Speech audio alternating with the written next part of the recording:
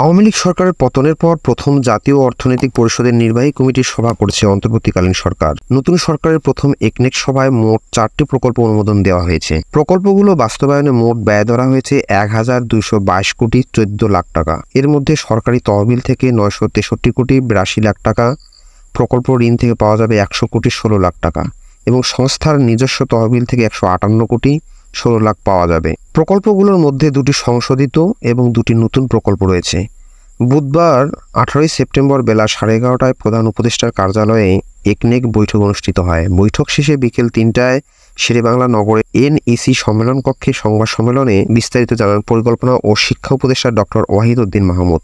রীতি অনুযায়ী সবসময় একনেক সভা পরিকল্পনা কমিশনের NEC সম্মেলন কক্ষে অনুষ্ঠিত হলেও এবার তা পরিবর্তন করা হয়েছে। প্রথমবারের মতো তেজগাঁওয়ের প্রধান উপদেষ্টার কার্যালয়ে অনুষ্ঠিত হলো। বৈঠক সভাপতিত্ব করেন প্রধান উপদেষ্টা ডক্টর মোহাম্মদ ইউনূস।